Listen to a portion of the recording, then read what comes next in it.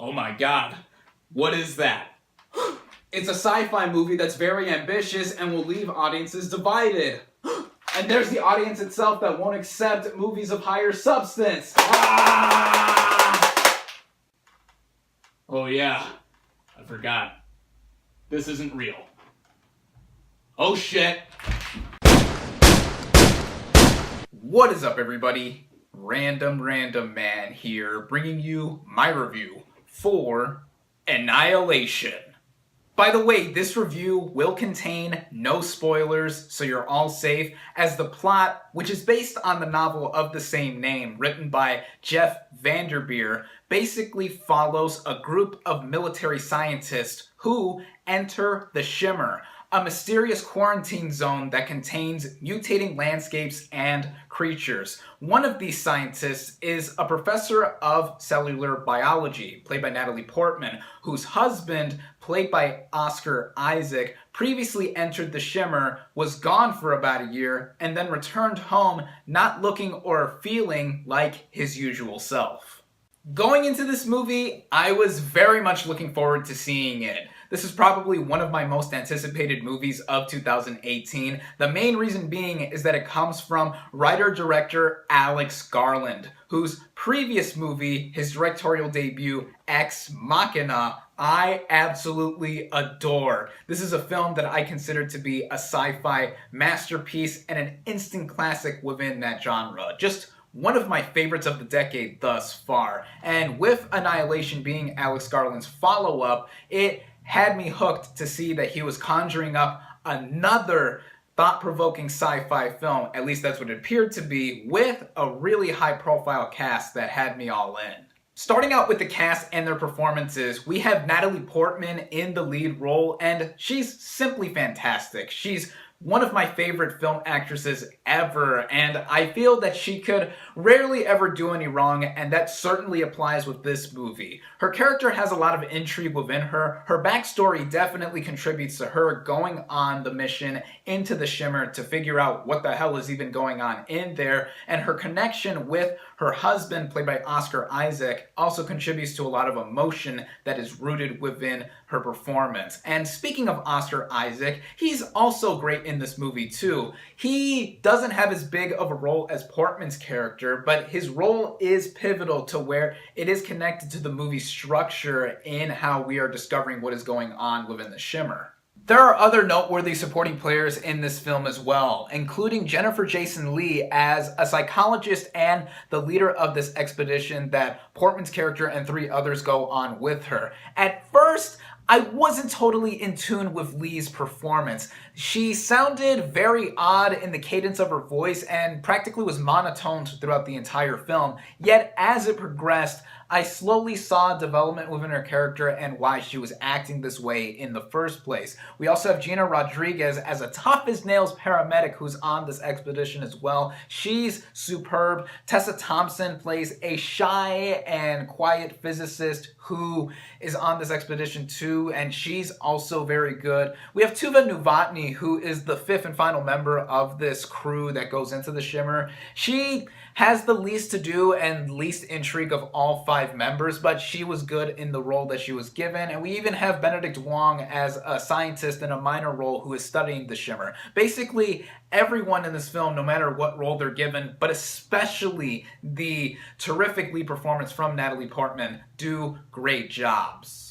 The writing in this film had me suckered in from the get-go, even if its structure was of a particular style that it was trying to tell the story. We begin technically at the end with Portman's character being interviewed by Benedict Wong's character about what she went through while she was in the Shimmer. Now, at first, I thought this was going to bother me because, especially for what this movie was trying to present itself as a mysterious sci-fi thriller, it would take away all of the tension that would be had if we found out what happened from the beginning. Thankfully though, despite this movie jumping back and forth between the present where Portman's character is recounting her experiences being in the Shimmer and then us actually seeing what did happen in there, there was a lot that had me actively watching and listening for how this mystery was all going to transpire. In fact, I thought this movie's narrative shifted into high gear when Oscar Isaac's character returned home.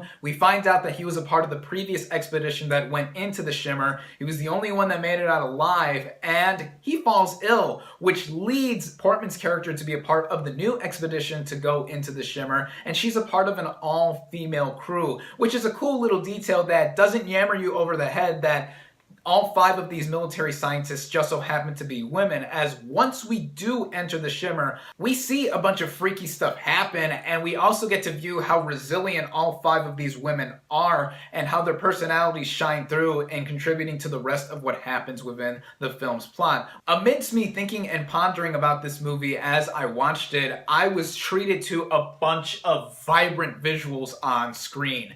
This movie definitely is a stunning one where the Shimmer itself looks like a huge bubble that encapsulates a huge chunk of land, and then the creatures that we do see within the Shimmer, they range from some really sparkly and pretty looking elks or deers. I don't know, I'm not an expert on animals, but that's what they look like to me. But then also some gruesome looking characters, and there's actually quite a bit of body horror that shows up within this movie. It shows up in surprising ways as well, so if you have a weak stomach, yeah, those gruesome moments are few and far between within the film, and the same thing goes with the action, because this is not an action-heavy movie at all. So if you're going in expecting a sci-fi action film, you're going to be pretty disappointed, because it is more about the intellectual aspect that this movie tries to bestow on us. Another technical merit I have to mention with this film, other than it having tremendous visuals and production design, is the music. The same 2 guys who composed the score for Ex Machina came back to compose the score for Annihilation, and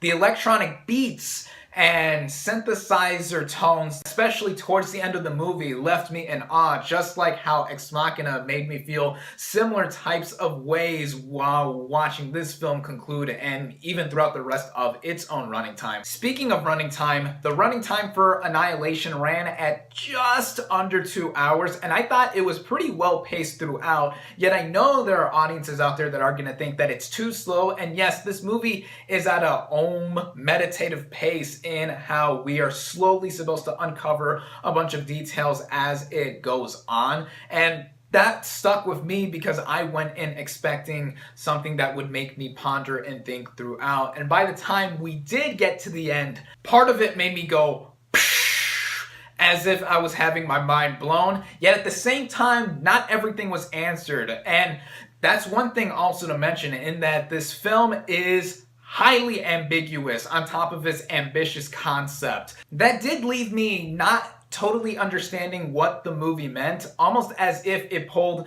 a 2001: A Space Odyssey on us and leaving us in a mesmerized state so that we can think about the movie long after the credits have started to roll. And that is certainly the case, and I really love the intention with that. So I guess I wouldn't consider it an issue at all, or if it is in my mind, because it's probably a matter of me just not being as active of a watcher or listener to really get what the movie was trying to go for. And speaking of issues, there really isn't that much to knock from this film, other than me not entirely understanding it, but I think it's a matter of it being on me. But also, there was this unneeded side plot involving Portman's character that involved her and the character portrayed by David Gyasi. I did not think it went anywhere really. I did understand that it was trying to contribute to more emotion on Portman's end and the internal conflict that she was having while she was in the Shimmer. Yet looking back, I'm like, well, I'm not sure if it really was supposed to contribute to the plot or not. And with all those contributions to the plot as a whole, for the umpteenth time, this movie really left me thinking a lot ever since I saw it. In fact, I had to sleep on this movie before I gave my review on it. I saw this movie yesterday, which, as I'm recording this review, would be Sunday. Today is Monday as I'm recording this, and yeah, there's a lot that left me wanting to find out more, or really wanted to understand the deeper meaning that went within this film. I had to take similar measures to when I saw Arrival for the first time, another sci-fi film that had a lot to really marrow on in thinking about what it was trying to go for. And while rewatching Arrival, actually, it made the twist, which seemed like it was too clever for its own good. It made the movie not only run faster, but reworking your head to contribute the twist to the rest of the narrative made it seem a lot more like, whoa, that kind of thing. I actually want to comment a bit on the controversy surrounding this movie's distribution. Paramount, the studio behind this movie, released this movie theatrically, as far as I know, only here in the US, Canada, and China, and gave the distribution rights internationally to Netflix, where it's going to start streaming on that service in about 2 weeks' time, March 12th to be exact, which I felt was a bogus move.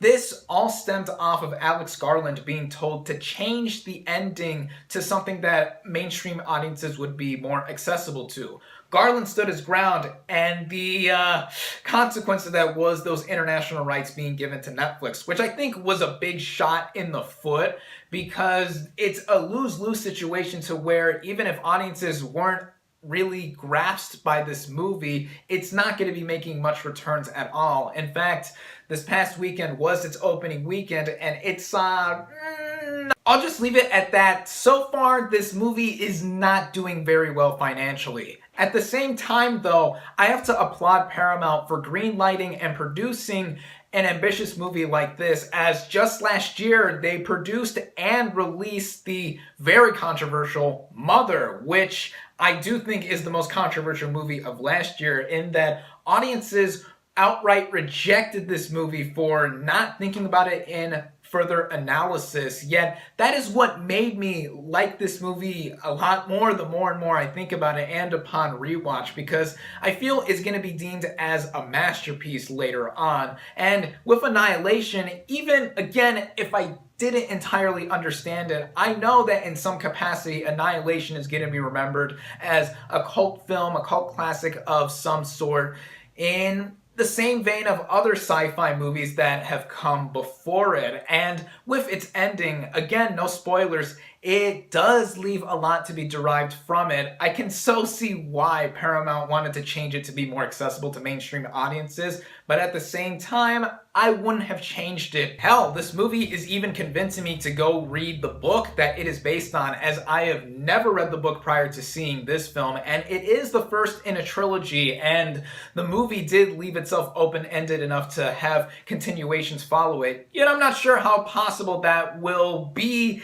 in the near future, so I'll leave it at that. In terms of how I would compare Annihilation to Ex Machina, I do feel that Ex Machina is the better movie, mainly on the basis of it being a more complete experience, and my mind being blown at the end was like, whoa, I was having such a huge existential experience watching that. But I'm still giving similar praise to Annihilation for being a gorgeously directed mind bender that had me riveted from beginning to end. A lot of admirable credit has to be given to writer-director Alex Garland for taking bold risks with a sci-fi movie like this that should inspire other filmmakers and other movies like these to be made in the near future. And speaking of the near future, I do plan to revisit this movie somewhere later down the line, as I feel that upon rewatching it, I will get a lot more enjoyment and insight out of it. But as it stands, on a first-time viewing basis, I really enjoyed this film. For those willing to be challenged by a sci-fi film that does leave you thinking long after you finished watching it,